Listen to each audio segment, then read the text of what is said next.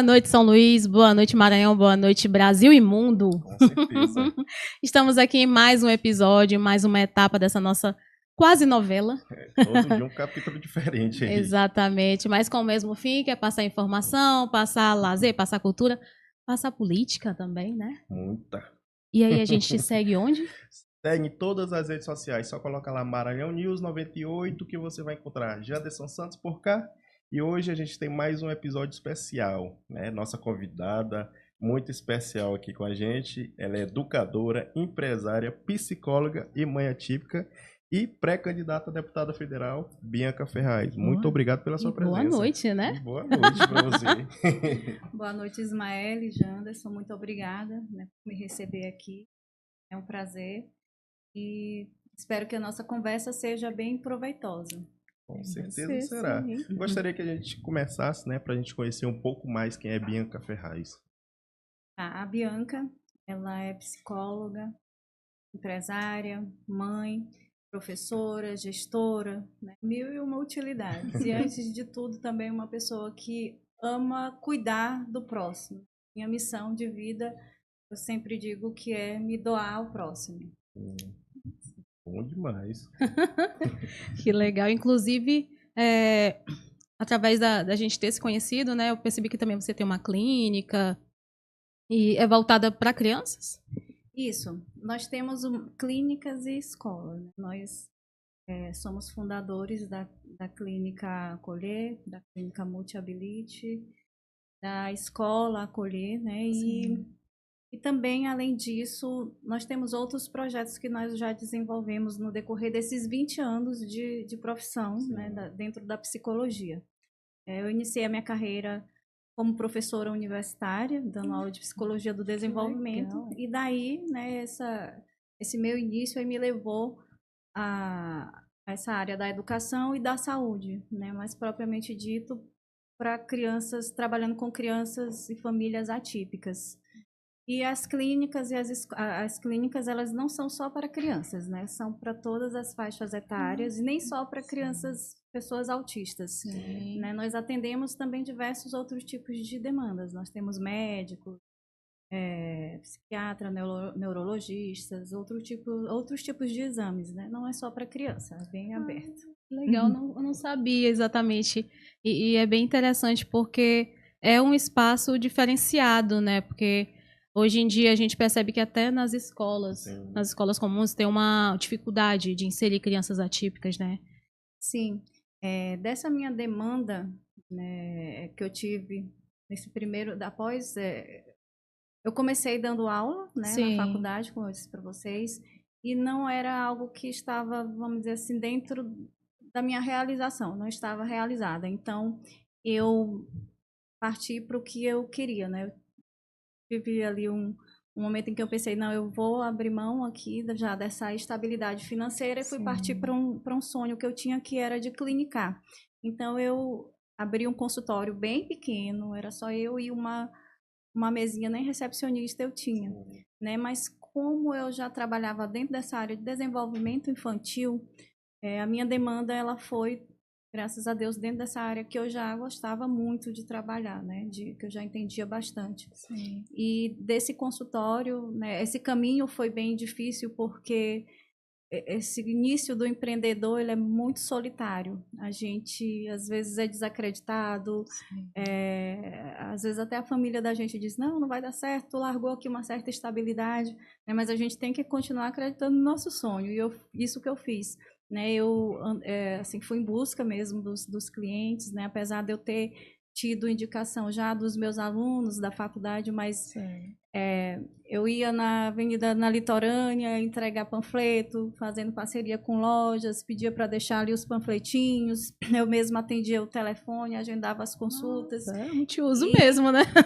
E daí, graças a Deus, foi dando certo, né? E graças a Deus, o público que me procurou foi justamente o que eu gosto, o que eu sou apaixonada de trabalhar, que é com o desenvolvimento humano, né? E a gente focou em trabalhar o processo de alfabetização de crianças atípicas.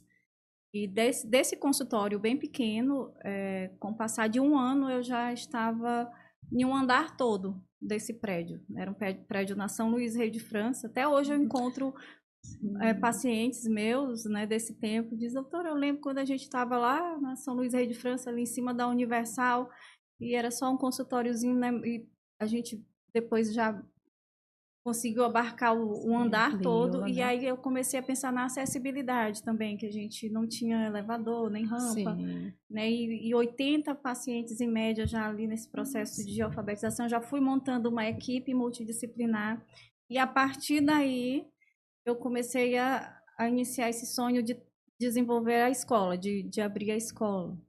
Né? Então, mais uma vez, eu abri mão também já de uma certa estabilidade que eu já tinha, a minha primeira casa, né? A gente nasce com essa crença de conquistar nosso objetivo, nossos pais, né, sempre nos criaram para a gente ter nossa casa. E eu já tinha minha casa, aí eu me desfiz dessa casa e aluguei um prédio no Coafuma, que foi onde foi o início de tudo da escola acolher. Né? E, então, quando eu fui montar a escola ela é uma escola regular. Só que como eu já tenho esse princípio, essa visão do desenvolvimento infantil, né, focado nas crianças atípicas, eu já montei uma estrutura com a equipe multidisciplinar inserida. Né? Nesse tempo, isso em média 15 anos atrás, nesse tempo a gente não tinha tanto conhecimento ainda da área, era tudo, não tinha ainda essas tecnologias de chat, era tudo muito ainda na pesquisa, né? Ali tu pesquisando ainda no Google, artigo, e assim a gente ia fazendo todo dia, descobrindo aí as técnicas para trabalhar, né? As metodologias para trabalhar da melhor forma possível essas crianças. E foi daí que a gente foi, graças a Deus, sendo reconhecido, foi dando certo. E a nossa escola, né, nós chegamos a ter 4 unidades e, graças a Deus, com esse reconhecimento dentro da área da inclusão. Então, a escola ela é uma escola regular, mas nós trabalhamos muito bem a inclusão porque a gente entende todo o processo, o que uma criança precisa para ela realmente ser incluída. Ela não vai só estar... A inclusão ela não é só receber essa criança dentro do ambiente escolar. É saber como trabalhar ela de forma individual, né, para que ela realmente desenvolva dentro daquele ambiente. E eu queria que tu falasse um pouquinho sobre o projeto, né? Já, assim, foi com base na tua experiência também? Que tu... Assim, Maeli, eu acho que na vida a gente tem que saber retribuir e agradecer, né? A gratidão é um dos princípios que eu trago para a minha vida, né? Que a minha família, a minha mãe sempre ali semeou em nós, né? Nós sermos gratos por tudo que a gente tem. E eu acho que a gente tem que retribuir isso à sociedade. Então, assim, já faz parte da minha rotina, né? Apesar de eu ter as empresas aí na área privada, né? Mas eu faço esse trabalho paralelo. Né? E às vezes muito, agora que a gente começou a publicar, mas eu sempre realizava esses trabalhos muito ali na minha, quietinha, né? Porque às vezes não precisa a gente estar falando. Então, assim, a gente sempre ajudou muitas instituições, associações, né, nos eventos que nos pediam suporte. Quando dava para a gente participar, a gente sempre estava ali presente, participando. Então, a gente já faz esse trabalho há muito tempo, né, de dar o suporte social em forma de retribuir também um pouquinho aquilo que não é dado, né? Você tem quantos filhos? Eu tenho 4 filhos vamos dizer, de sangue, mas ao todo são 6, porque tenho 2 filhos de coração, né, que são só do meu esposo, mas que chegaram também para agregar ali muito amor na nossa família. Então, é uma família bem grande, são 6. É bom. Só um é autista? São 2. São 2? Nós temos o Leonardo, de 14 anos, que é o meu mais velho.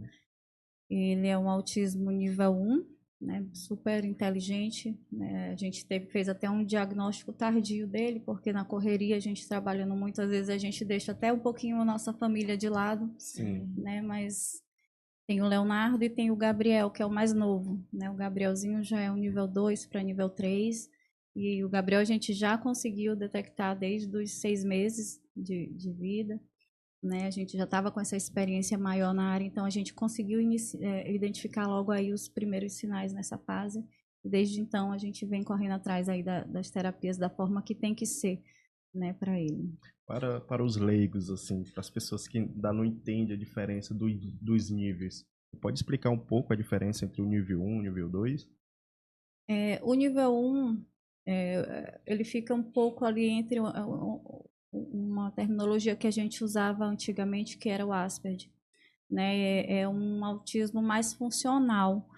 Ele não tem problema, vamos dizer assim, na fala, na comunicação, ele tem um pouco, às vezes, de problema social, de entender as regras sociais, né? E, às vezes, ele tem rigidez cognitiva, ele tem mais um sofrimento interno, porque é confundido como uma certa timidez. Às vezes, até eu penso que eu digo, talvez eu tenha um pouquinho de autismo, ainda não fui, né, ali em busca, né? Mas ele é confundido muito com, às vezes, a pessoa muito tímida, que ela não consegue...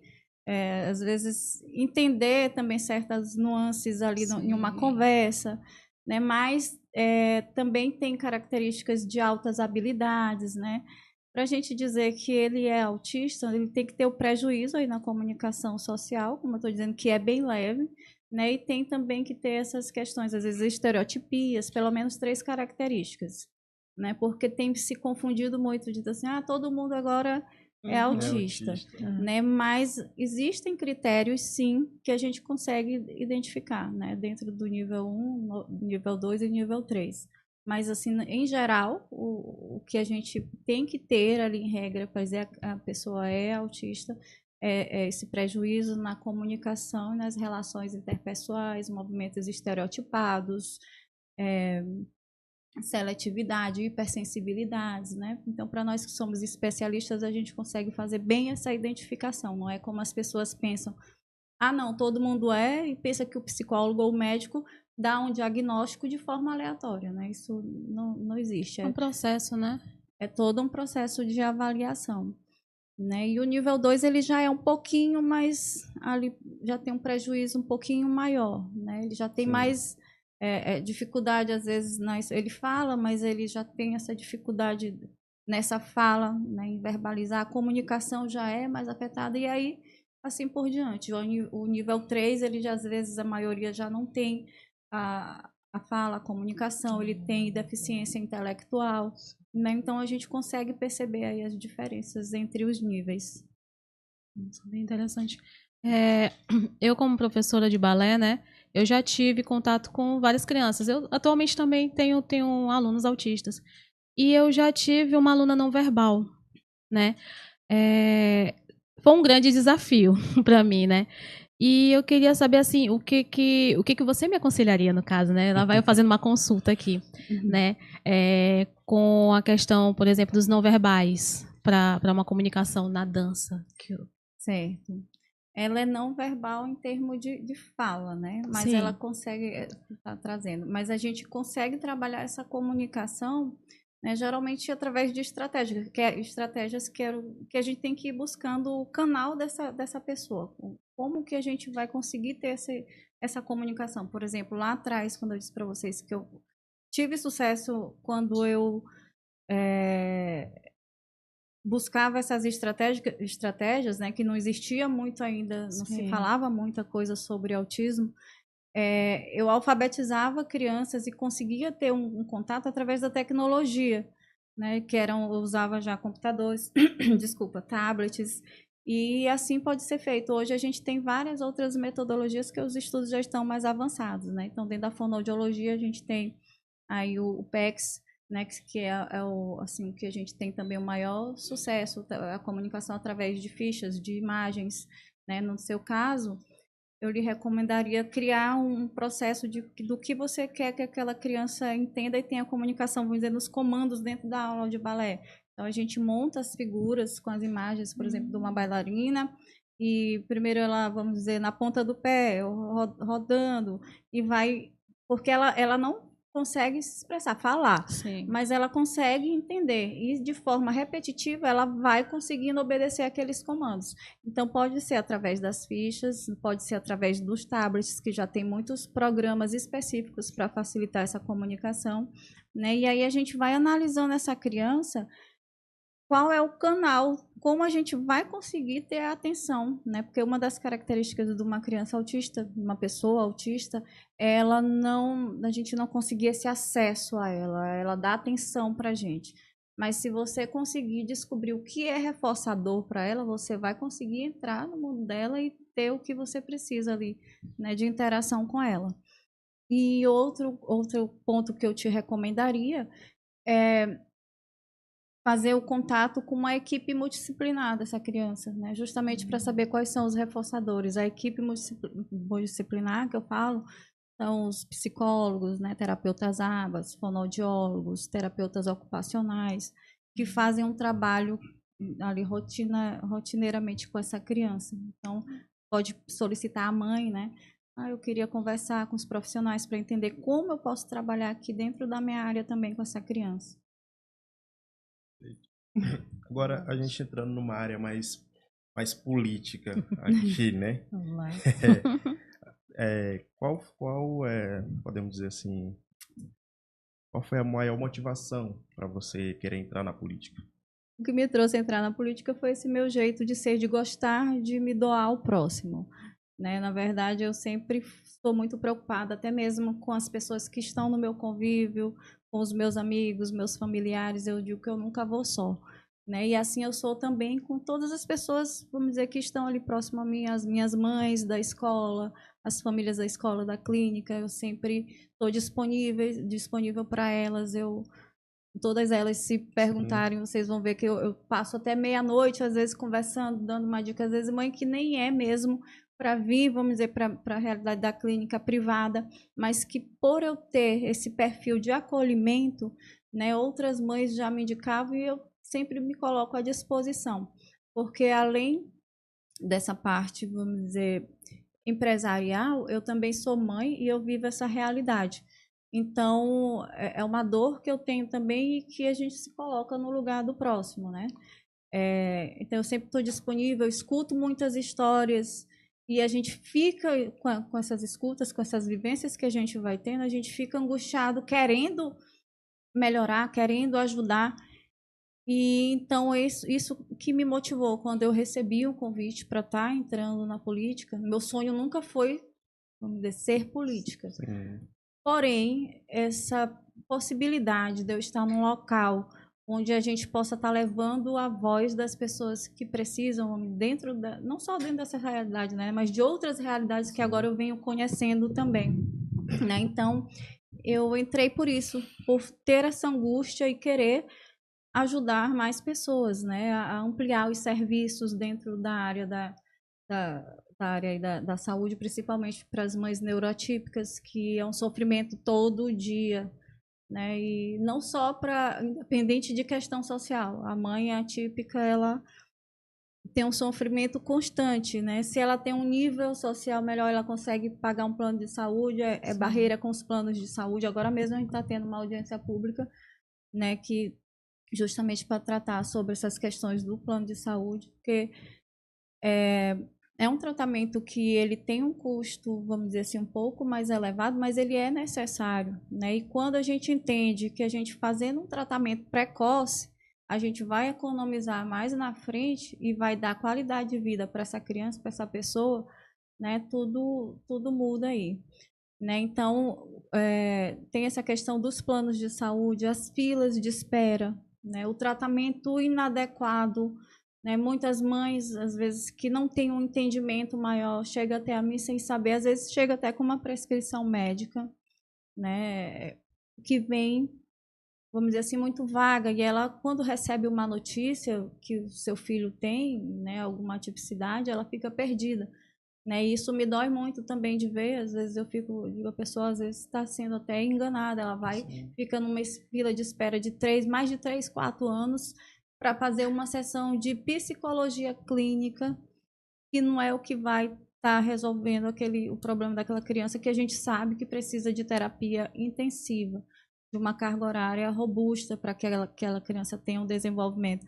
Então, essa vivência aí, todo dia de escutar, de ajudar, de direcionar, né? Às vezes, as mães, eu ajudo muitas mães até com a questão jurídica mesmo, de direcionar elas para saberem quais são os direitos dela, né? Então, assim, como eu tenho muito essa vivência, essa procura dessas mães, e isso foi me gerando muita angústia, eu aceitei esse convite, né? E fora a realidade, vamos dizer assim, quando a gente vai nas comunidades e vê lá as mães, às vezes a criança não para um minuto, a mãe sofrendo. Tem aí a Mariana que está aí, todo mundo vendo agora, né? Aquilo é uma realidade que a gente encontra todo dia, né? Eu cheguei a entrar em contato até com a equipe dela, porque eu também percebi que, mas não tive o retorno, mas eu percebi justamente isso, que ela não tinha essa orientação, né, para conseguir ali um tratamento eficaz para o filho dela,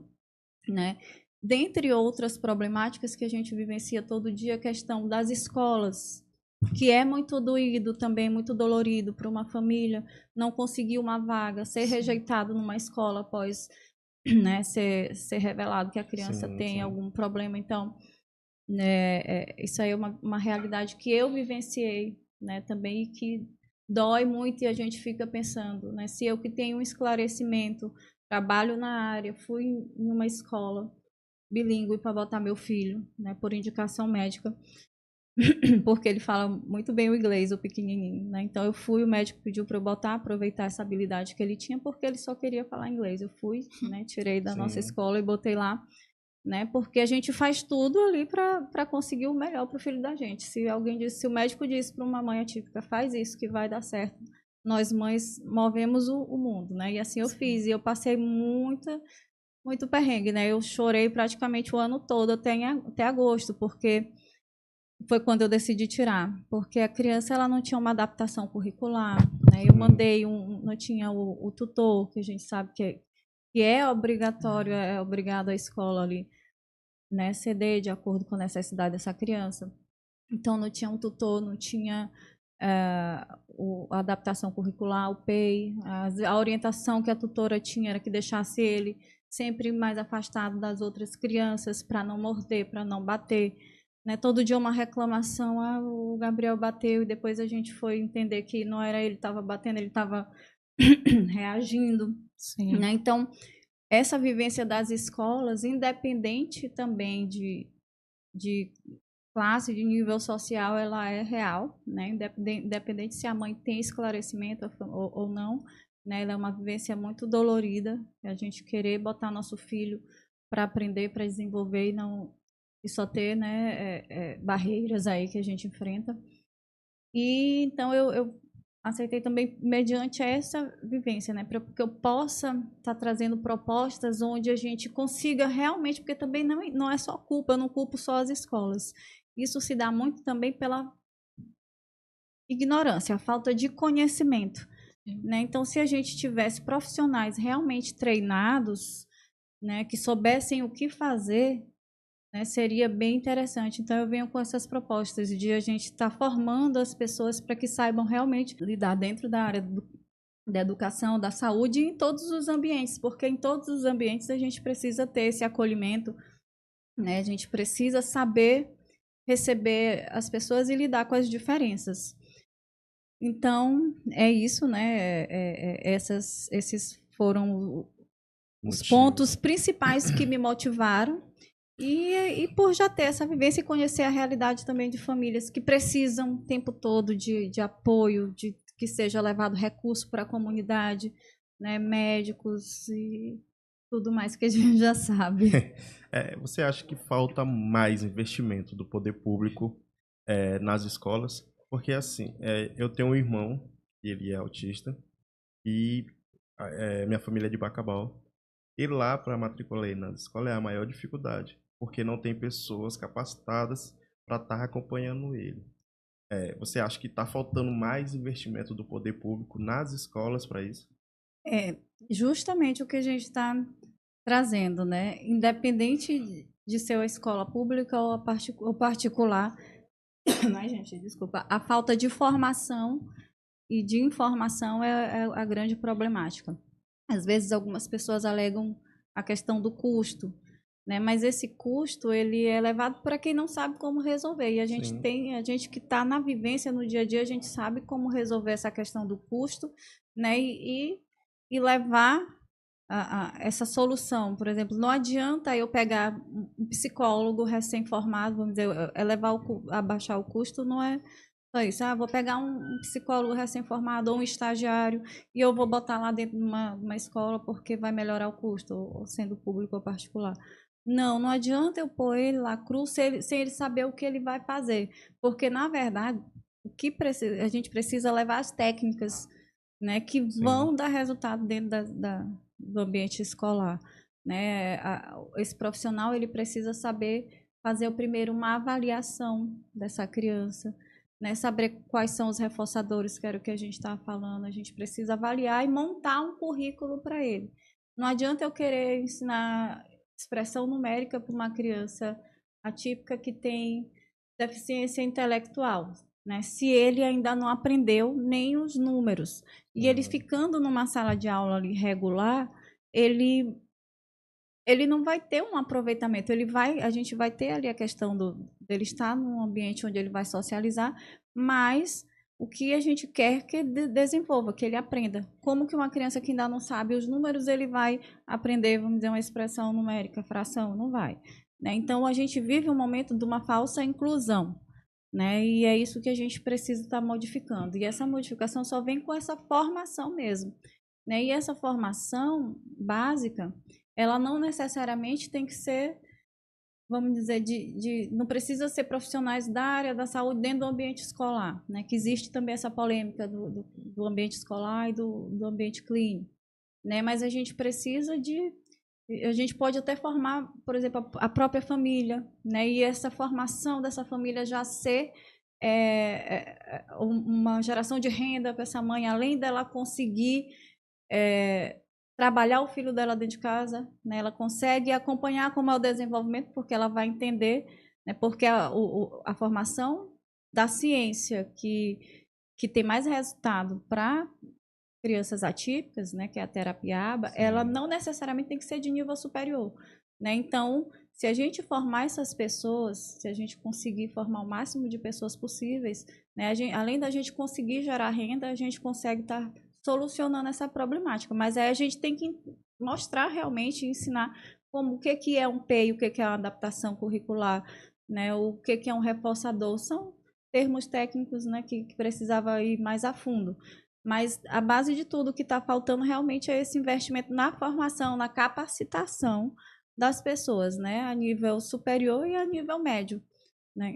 Então, eu acho que é isso. E essa vivência não é só da pública, é na escola privada também. Né? Muita escola privada não sabe nem o que fazer, como às vezes pega um psicólogo que ele ainda não está ali familiarizado, ele vai aprender com o tempo, mas se a gente tiver uma formação ali de forma massificada, né, que a gente consiga atingir o máximo possível do público, a gente vai conseguir resolver boa parte dessa problemática da inclusão. Você sendo uma voz, né, uma voz sendo deputada, futura deputada, você acredita que você conseguiria fazer projetos de leis voltados para os casos atípicos? Com certeza. E não só está trazendo novas leis, porque na verdade a gente já tem muita coisa aí. Nós temos. Porém, falta execução, falta né? executar, né? Levar com seriedade, dar continuidade nos processos. Nós temos muitas, vamos dizer, propostas boas, né? Assim, ideias inovadoras, né? Como eu disse para vocês, quando a gente vive a realidade, a gente sabe ali, vamos dizer, o caminhozinho do que precisa ser feito. É diferente de uma pessoa que ela só está ali na teoria, né? E ela vem para trazer talvez algo que ela acha que vai dar certo. Quando a gente vive a realidade dentro de casa, quando a gente vive a realidade de outras famílias, acompanha esse processo, a gente sabe muito bem o caminho que tem que traçar. Né? Isso eu tenho certeza que nós realizaremos, né, um bom trabalho. Sim. E além da gente cobrar ali a execução do que a gente já tem, muitas vezes é feito de forma capenga, sem dar ali a atenção necessária que tem que ser. Né? Por exemplo, o diagnóstico precoce, a gente tem alguns programas já de diagnóstico precoce, mas não funciona, né? Não funciona. Às vezes são em ações ali específicas. Eu ia até perguntar sobre isso, porque assim, você até falou da questão das pessoas terem acesso ao ABA, ao PEC, né? O método PECS, que Exato, é da fonoaudiologia. Não seria algo que poderia ser mais aberto, por exemplo, em projetos, em uniões de moradores, até para as mães também terem um entendimento? Existem alguns processos que eles têm que ser contínuos, né? Porque o tratamento ali do autismo, ele tem que ser contínuo, ele tem que ter uma frequência, vamos dizer, semanal. A gente consegue levar para ações, vamos dizer, pontuais, mesmo a questão das avaliações, da teste de rastreio, mas para a gente ter um tratamento de forma efetiva, eficaz, a gente precisa criar polos, né, de permanentes, né? E a gente tendo esse suporte, né, de polos, a gente consegue ali trabalhar uma equipe de uma forma que não seja tão dependioso, né? Porque por que a gente tem tantas barreiras? Por conta do custo. Realmente é um tratamento que ele é bem custoso, né? Mas existem formas da gente fazer um bom trabalho, né? E que mais na frente eu vou estar trazendo para vocês também as minhas propostas, né? Nós já temos, mas vai ser um outro momento mais na frente, né? E que a gente tem como estar fazendo aí junto com o Estado, fazer parceria pública-privada, né? Então, porque é um tratamento contínuo e que se a gente tiver e a gente conseguir executar realmente, né? Apesar dele ser de alto custo, mas a gente vai diminuir aí o tempo, né, o tempo de tratamento dessa criança. O autismo ele não tem cura porque não é uma doença, mas a gente consegue estar tentando nivelar o desenvolvimento e trazendo qualidade de vida para essa criança se a gente fizer um trabalho bem feito.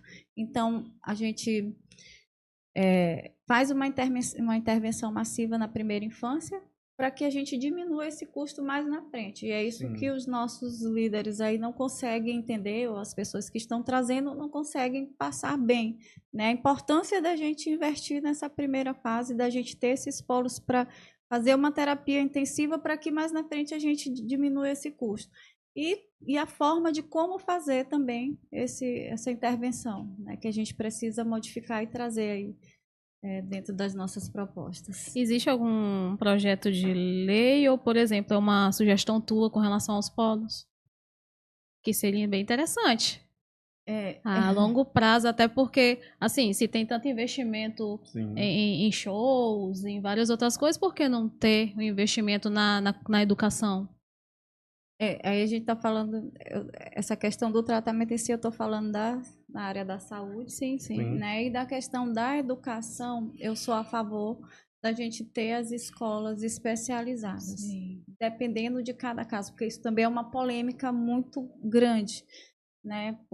Mas o que acontece? O nosso modelo de inclusão, como eu trouxe para vocês, é um modelo que não atende a todos. E ele acaba, às vezes, em vez de ajudar, ele acaba prejudicando. Como eu exemplifiquei, não tem como uma criança que tem uma deficiência intelectual, que é nível 3, não tem, se autolesiona, tem comportamentos, né, agitados, agressivos, ele ficar dentro de uma sala regular fazendo de conta. O que acontece é muito isso. A escola, por conta da obrigatoriedade desse modelo de inclusão, a escola faz ali o papel dela, porque tem que fazer, né? A família precisa precisa que seu filho esteja inserido, né? E fica todo mundo nesse faz de conta. O que a gente precisa mesmo, dependendo do nível, claro que uma criança nível 1, nível 2, ela vai conseguir com suporte acompanhar, mas o que eu estou falando é de crianças mesmo bem comprometidas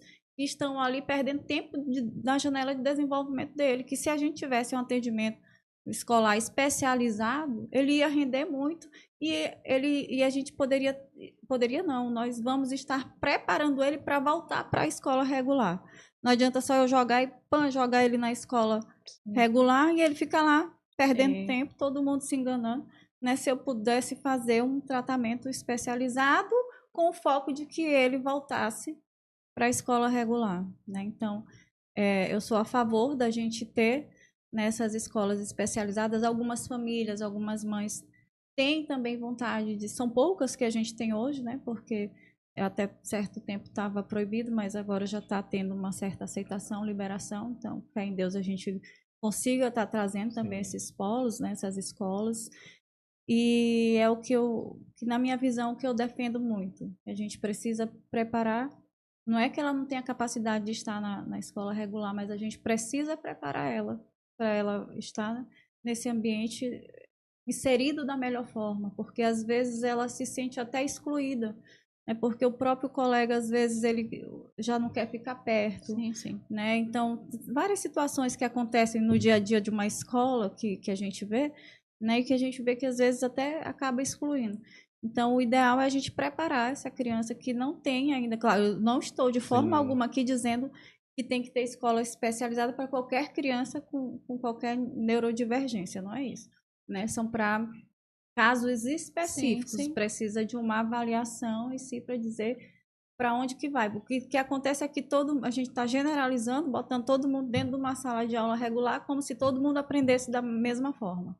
E cada um de nós, até nós mesmos, né, que não temos nenhum tipo de atipicidade, nós aprendemos diferente dos outros, né? Cada um tem seus canais de aprendizado. Então, por que uma criança que ela já tem uma dificuldade, a gente vai fazer isso com essa criança, né? Então, eu defendo muito isso.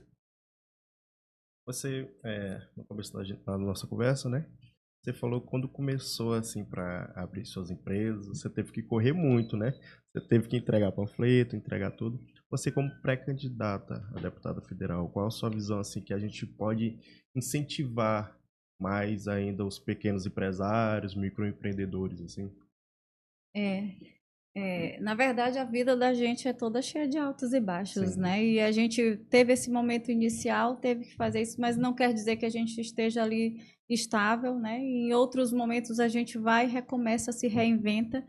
E o que eu trago para todo mundo é que não desistam, né? Às vezes a gente vai fraquejar, tem dia que a gente está melhor, está mais motivado, desmotivado, mas se a gente tem um objetivo, um sonho, que a gente vá, né, à luta, né? Essa questão de eu estar agora com esse novo propósito, esse novo objetivo, né? Quando eu iniciei, ele estava, vamos dizer, ele ficou assim um pouco longe, né, deputada federal. Mas eu tenho coragem, né? O que me define muito, eu digo, eu sou corajosa. Eu iniciei um projeto sozinha e eu vou iniciar novamente mais um projeto que eu acredito que vai dar certo, como eu falei para vocês, né? Até a foto, essa foto eu lembrei lá atrás, quando eu comecei a escola, uma vez eu tirei uma foto dessa forma e foi a foto que depois, na divulgação da escola, quando a gente já estava bem, era a foto que era mais, né, tinha mais visibilidade. Sim. E hoje, né, eu me deparo novamente com essa foto. Eu digo, estou dizendo, basta a gente acreditar, a gente tem que ter fé, né? A vida da gente é cheia de altos e baixos. Ninguém tem ali essa estabilidade, nem mesmo às vezes o que a gente olha nas redes sociais, a gente olha pessoas ali, né, ostentando com uma vida maravilhosa, mas até aquela pessoa que está ali, ela tem ali os altos e baixos. Então, não tem perfeição. E a gente tem que saber o objetivo da gente e ir com tudo nesse objetivo, não desistir. E aí, no começo não é fácil, mas a gente tem que ir acreditando e continuar. Tem que ter a persistência. Acreditar e persistir ali nesse propósito, nesse caminho que tu quer. Se a gente desistir, a gente não consegue nunca, né? E aí não tem vitória sem luta, sem batalha. Nossa apresentadora agora vai sair.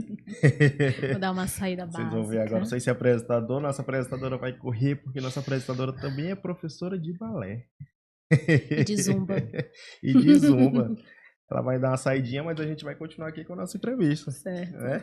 Tchau, minha co-apresentadora. Tchau, tchau, gente. Obrigada, viu? Tchau, meu amor. Obrigada. Eu que agradeço.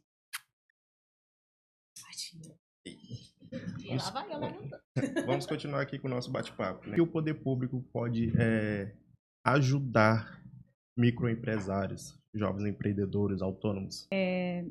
Então, a gente pode estar incentivando essas pessoas, né? Nós já temos programas aí no nosso governo, né, de incentivos, mas nós podemos estar ampliando, né, esses jovens já desde do processo ali de base dele, da educação, incluir essa questão do empreendedorismo, né? Porque a gente tem ainda uma cultura um pouquinho ali arcaica. Nossos pais, né, nos criaram para, às vezes, para estar no serviço público mesmo, e acaba que a gente deixa de lado muito essa questão do empreendedorismo, né, do estar buscando, inovando, né, trazendo. Sim. Então, eu acho que a gente pode já de base, dentro do currículo escolar desses jovens, já vinha ali sempre trabalhando, né, aumentou bastante aí as instituições, né, a visão das pessoas com relação a isso, mas ainda precisa muito ser trabalhado.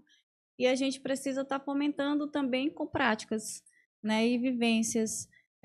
A gente precisa oportunizar para que eles tenham essas vivências, para que eles busquem empreender, né? Muitas pessoas têm medo e a gente não tem nenhum tipo de incentivo. Às vezes a gente tem até barreiras nas questões. Eu vou empreender. Às vezes um jovem, ele quer empreender, mas encontra a barreira na questão da documentação, já daí ele... Né? Então, são muitas barreiras na vida de um empreendedor, independente de ser jovem ou não, mas eu acho que desde daí a gente precisa ter essa formação, né, para com os nossos jovens, para que eles não tenham medo e para que eles saibam os caminhos do que ele precisa fazer para ele vencer, né? Porque eles se exemplificam muito, se espelham muito, né, às vezes em casos de que não tiveram muito sucesso, e esses casos que não têm sucesso é por não ter justamente essa bagagem, essa cultura de entender esses processos. Então, também tudo entra na questão da educação, da formação, né, do estudo dentro da área do empreendedorismo. E motivar, trazer práticas para dentro dos ambientes escolares, vivência mesmo, trabalhar essa pessoa desde cedo.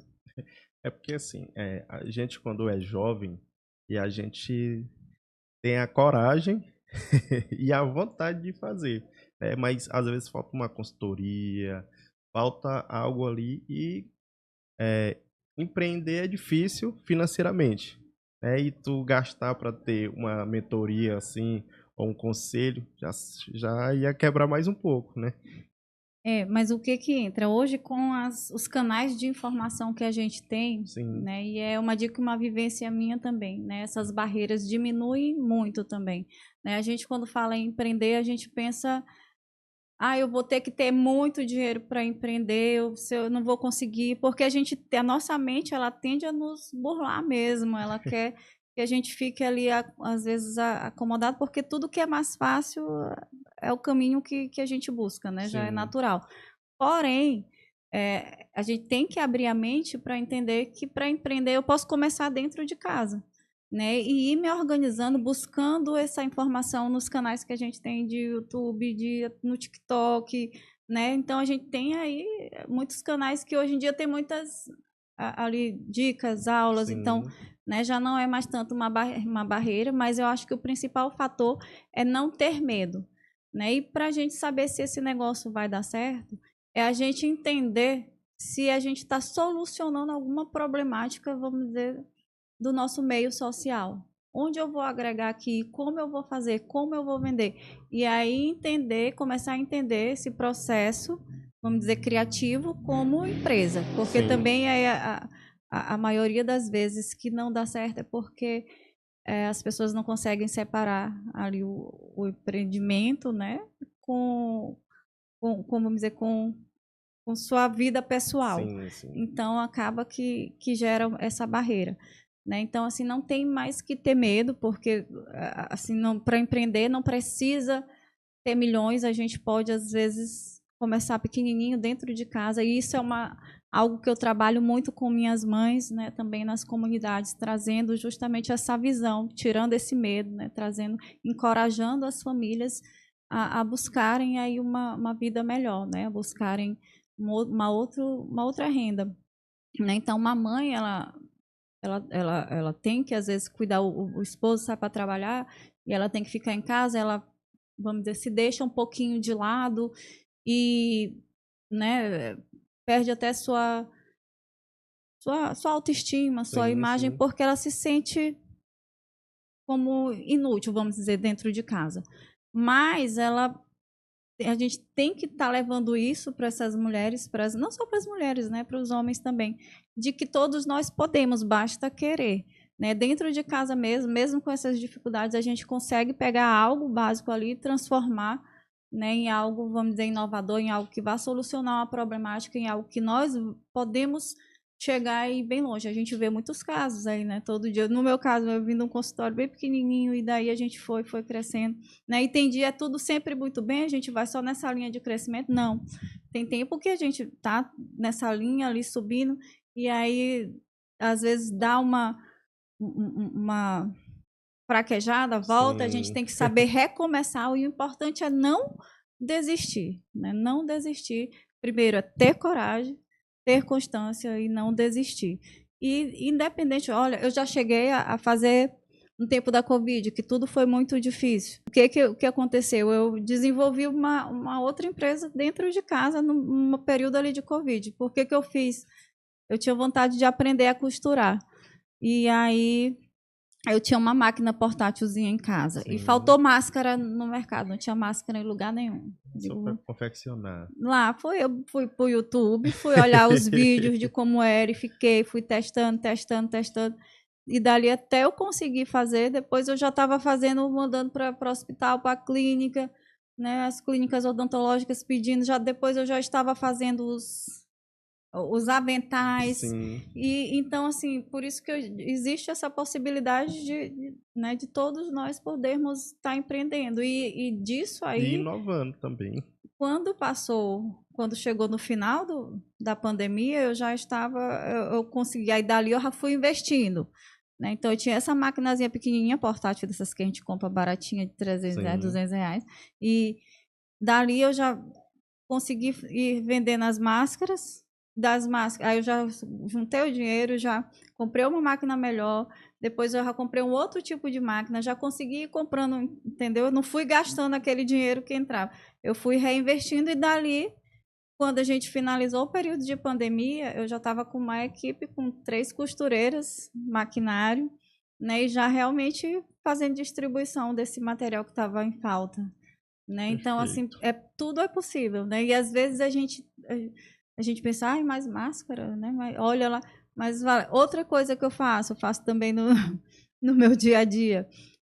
A gente trabalha muito, e eu levo também para as comunidades, né? Trabalhando a questão do empreendedorismo. A gente faz velas aromáticas personalizadas, home spray, sabonete artesanal, artesanato em gesso decorativo, e aí tudo isso eu levo para as comunidades também para despertar, e é isso que também vem na tua pergunta, né? A gente precisa estar despertando esse desejo e mostrando que existe a possibilidade nas pessoas, então eu levo para as comunidades também, né, para que eles tenham essa visão aí já do empreender, e fora não só levar à prática, né, mostrar como que ela vai fazer para vender aquilo e tirar um lucro e reinvestir, né, para que cresça esse negócio dela. E isso dentro de casa, não precisa. Tem gente que fica procrastinando. Eu preciso ter o local, eu preciso ter a máquina tal. Não, começa e dali vai desenvolvendo. Dá um exemplo aqui do nosso amigo Anderson que está ali. O Anderson começou a fazer live em casa. O Anderson fazia pelo Instagram lá, convidava. Hoje o homem tem um estúdio aqui, o mais confortável que tem em São Luís, onde a gente se sente muito bem. O Anderson começou fazendo só live em casa, botava um pano atrás, né? O tecido branco, fazia lá no Instagram, convidava alguém, batia um papo e via live. E hoje está aqui com um grande estúdio aí. Persistência, começou realmente em casa. O primeiro é ter a ideia, a coragem, insistir, né? Acreditar. Exatamente. Verdade. Voltando aqui um pouco para a política, né? Você é do partido PRD, se eu não me engano? O PRD. PRD, que é presidido por Júnior Marreca. Pelo Júnior Marreca. Pelo Júnior Marreca, né? Como foi, assim, você recebeu o convite para se filiar, para sair candidata, ou foi uma vontade sua que você falou assim, eu vou lá, vou tentar, vou ver como é que é? Como eu trouxe, nunca foi, eu não sou política, não vim de família política, né? Nunca foi um sonho meu, né, de entrar na política. Mas eu recebi, sim, esse convite do Júnior, né? No ano passado eu até fiquei meio assim, né? Mas eu coloquei nas mãos de Deus, né? Eu dei o ok, tá, Mas eu fiquei e coloquei nas mãos de Deus. Isso foi em meados de outubro, novembro do ano passado, 2025. E eu disse, Senhor, se tiver que ser, né, vai ter um momento em que eu, vamos dizer assim, se me chamarem novamente, a gente vai. Né? E botei como propósito, o Senhor que vai dizer. E aí, quando foi esse ano, ele me ligou e disse, vamos embora, deputado. E eu disse, vamos embora, meu nome é pronta. Porque eu acho que tudo é o propósito de Deus, né? Sim. Que se Deus botou, eu não tinha esse sonho. E se ele trouxe para mim esse novo propósito, essa porta, se ele abriu essa porta, eu acho que tem algum objetivo, um porquê, né? E eu tenho que ir. E a gente vai da melhor forma possível, porque tenho certeza que tem um objetivo maior.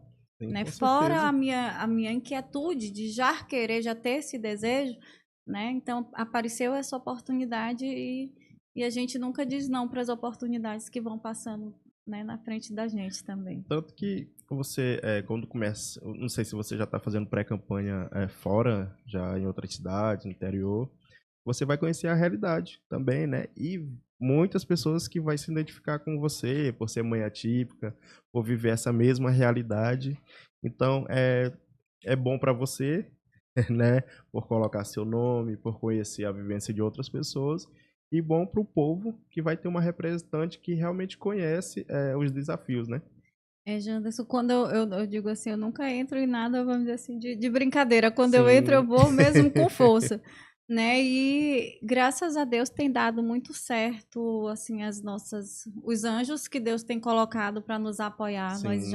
Nós estamos em média com 2 meses nesse processo de pré-campanha e já estamos com uma equipe boa de apoiadores, de lideranças, né? Nós estamos fazendo primeiro aqui a área, né, de São Luís, mas já estamos com agendamentos para a área de Barreirinhas, Paulino Neves, Tutóia, Itapecuru, Imperatriz, né? E aí nós vamos estar visitando todas essas comunidades que nos convidaram. Como eu digo que Sim. Deus é maravilhoso, né? A gente, assim, o nosso nome ele começa aí de forma naturalmente, mas eu acho que justamente por questão de identificação e Sim, sim. propósito, né?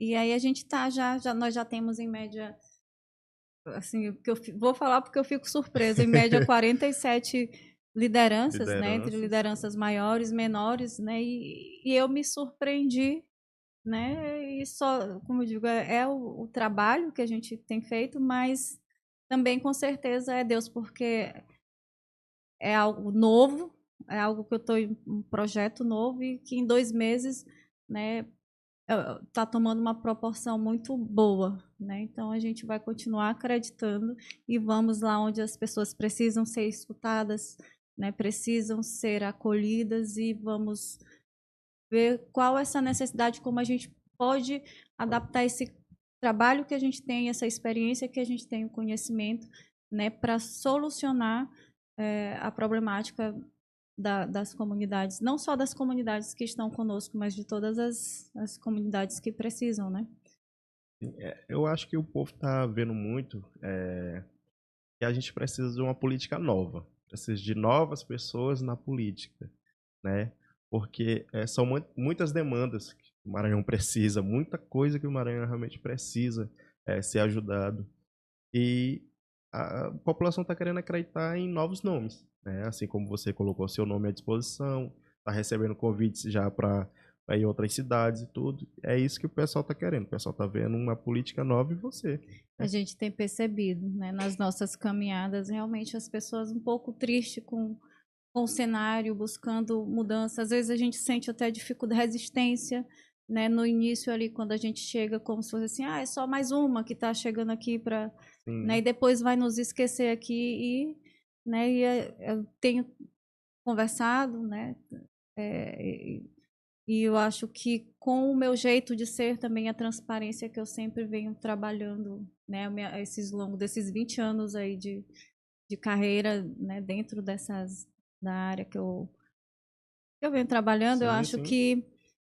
que tem surtido bastante retorno positivo. A gente tem encontrado barreiras, né? Sempre Na, tem, na ainda hora mais que a na gente política. chega, mas depois, né, a gente tem conseguido uma identificação, né, das pessoas conosco justamente por elas estarem desacreditadas, né? Se sentem abandonadas, sempre o que a gente escuta muito é, no período de política Tá todo mundo aqui. vem aqui, né? E aí eu digo, olha, eu não sou política, eu estou entrando agora justamente porque eu também vivencio a mesma realidade de vocês, Sim, né? A gente também já apoiou muitas pessoas e que às vezes também se sente esquecida porque esse sonho que eu tenho de ampliar, né, os atendimentos, de essas propostas que eu tenho, elas não são de agora. Então, é algo que a gente fica como um sonho idealizando.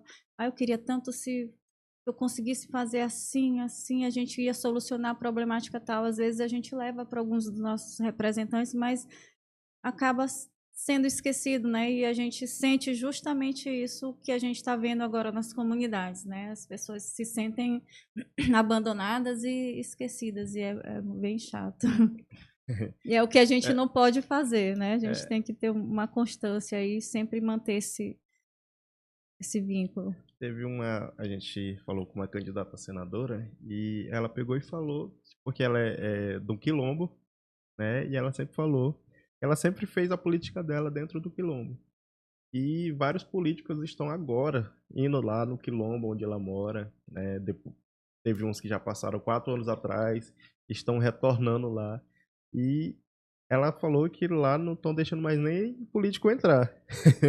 Político de mandato não estão mais entrando lá no quilombo deles, porque são pessoas que só enxergam eles de 4 em 4 anos. É, tem como a gente mudar isso, essa visão que as pessoas têm do político? Existe como mudar. A gente entende que são muitas demandas, né? Não tem Sim, como a gente só culpabilizar. A gente entende que são muitas demandas ali, né? Mas eu acho assim, a gente não pode esquecer também as pessoas, quem nos deu suporte, né? sim. Então, a maioria dessas pessoas que têm esse trauma, que estão com esses pensamentos, são porque são pessoas que não foram alcançadas. E a gente sabe que no momento de precisão, muitas pessoas foram lá, mas o retorno não tem chegado, né? Então, eu acho que, enquanto político, a gente vai ter muita demanda, mas a gente não pode esquecer as pessoas que nos dão suporte. A gente tem que sempre ser grato e retribuir tudo na vida da gente que nos é dado, né? Então, a Sim. gente não pode nunca esquecer as pessoas que estão conosco, né? E não é porque hoje eu sou uma empresária que eu não lembro lá da pessoa que estava lá atrás comigo, né? Então, na mesma forma, a gente leva para a política também, né? Na minha vida, todas as pessoas que estão perto de mim, eu nunca vou só, né? E eu acho que na política também não deixa de ser da gente conseguir fazer um paralelo também com essa vida empresarial, né? De estar também com quem está com a gente. Não simplesmente seguir em frente e esquecer de onde eu vim, onde eu passei, né? Sem levar ali o que eu prometi. Muita revolta também que a gente tem encontrado é justamente porque às vezes nunca veio o saneamento básico aqui para minha rua, para o meu bairro, né? Prometeu, mas não cumpriu, então eles estão desiludidos por isso, apesar de que nós sabemos que existem algumas barreiras, né, que podem interferir, mas a gente, enquanto político, tem que lutar, né, e buscar cumprir com as nossas palavras, com as nossas promessas. E se a gente não puder cumprir, que a gente dê pelo menos uma Uma satisfação, satisfação, né? Então, justamente. Justamente, eu acho que o que falta mais é a satisfação. Às vezes, tem um político que ele destina a emenda, né, para a cidade e tudo, mas tem uns que não dão a satisfação. Ó, eu destinei emenda, mas às vezes não vai cobrar do prefeito, não vai fiscalizar, porque você, como é um deputado, senador, se você destina a emenda, você tem que fiscalizar para onde vai aquela emenda que você destinou. E seu nome que está em jogo, né? Então é muito disso. A gente precisa acreditar mais em políticos. Eu acredito muito em renovação. E a gente precisa renovar bastante. Porque se a gente pegar uma pessoa, você se sente representado por algum político que está lá, vai dizer um ou dois, no máximo. Porque hoje a gente não vê muita representatividade em quem está lá. eu acho que além de renovar, né? A gente deve estar dando oportunidade para pessoas que realmente entendam a realidade, não de tudo, né? Porque, por exemplo, eu não vou dizer que eu vou resolver a questão de saneamento básico, de asfalto. Não, eu sei que tem os colegas que vão estar lá, que eles vão estar preparados porque a vivência que eles têm maior daquela área, né? E a gente cumprir e tentar resolver o que é da nossa área ali, da nossa vivência, da nossa experiência. Justamente isso. É praticamente isso. Quem tem a experiência, quem tem a experiência de onde veio, pode falar mais alto do que a gente. Sim, pois é. Não, a gente não está trazendo só Blevré. A gente não está trazendo só pessoas, vamos dizer ali. É muito bom, a ciência é muito importante, mas quem vivencia essa prática também, que tem a experiência, tem mais possibilidade ali de suprir aquela necessidade ali real, né? A gente precisa da ciência, de ter, né, os estudiosos, os sociólogos, mas também precisa de quem vive a realidade. Essa que é a minha... Precisamos da comunidade. A comunidade junto com a gente, nossos mandados. Que é a voz, né? Que é a voz. Eu queria fazer contigo aqui um jogo rápido aqui. Perguntas rápidas. Queria que você falasse uma palavra que define sua trajetória. A palavra que define a minha trajetória é coragem. Um valor que você nunca abriria a mão. A minha palavra, né? O cumprimento da minha palavra. Qual o seu maior sonho para o Maranhão? O meu maior sonho é a gente conseguir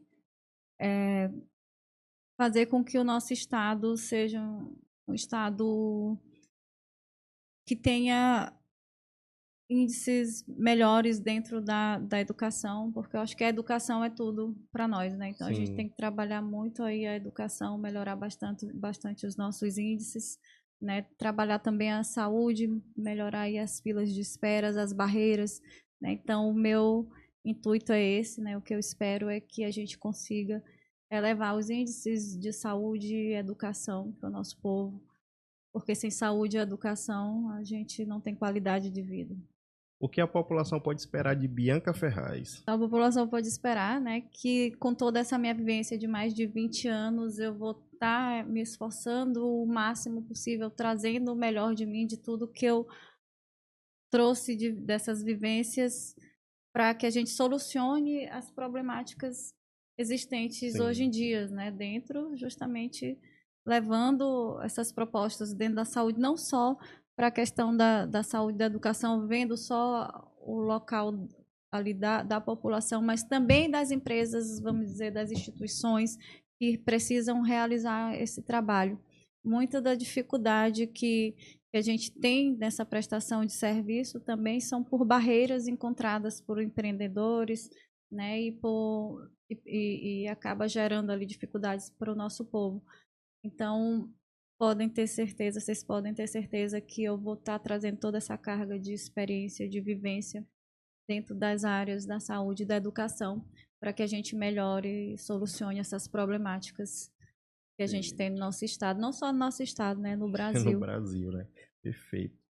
Galera, a gente vai chegando ao final de mais um episódio, mas antes disso eu gostaria que você deixasse suas considerações finais, né?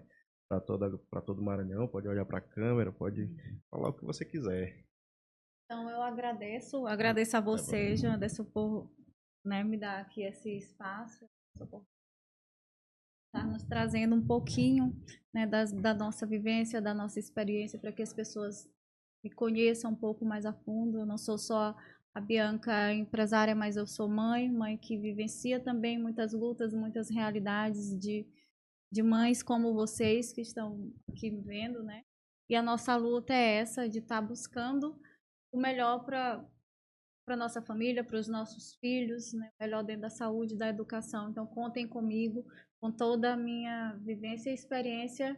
A gente se compromete em fazer um bom trabalho e seguirmos juntos, né? Não vou esquecer vocês, né? Como a gente estava conversando aqui, vocês podem contar comigo, com a minha palavra, e a gente vai seguir junto. Bianca, mais uma vez, eu gostaria de lhe agradecer por ter aceitado o nosso convite. Sei que dá um nervosismo quando a gente vai falar em podcast e tudo isso, mas foi muito bom a nossa conversa. A gente conheceu um pouco mais de você, Bianca, fora da política, e a gente conhece um pouco mais também suas visões dentro da política, né? Eu não estou acostumada ainda a esse mundo, né, de estar em entrevistas, tudo, mas a gente não pode fraquejar, né? Como eu disse, meu ponto forte aí o meu lema é coragem e a gente vai enfrentando os obstáculos, né? Que sirva também como exemplo, né? Nem tudo a gente nasce sabendo, mas a gente enfrenta os obstáculos e a gente vai se aperfeiçoando. Né? Eu não estou acostumada, mas eu tenho certeza que já já a gente tira isso de letra, como tudo na minha vida aí a gente vai tirando de letra. Vai se acostumar bem, porque daqui a pouco vem vários convites para podcast, daqui a pouco vai estar muito tempo aqui, né, Anderson? Quando vem a primeira vez, tá sempre aqui. Amém. Gostaria de agradecer você que está assistindo a gente. Não esqueça de curtir, de comentar, de compartilhar, mostrar para o seu amigo. Olha, esse podcast aqui tá dando o que falar. Maranhão News 98 em todas as redes sociais. Pode seguir a gente no Instagram, TikTok, Kawaii. Se inscreva no YouTube, ative o sininho para não perder nenhuma notificação. Toda semana a gente está colocando convidado novo e sexta-feira a gente se vê. Então, até breve.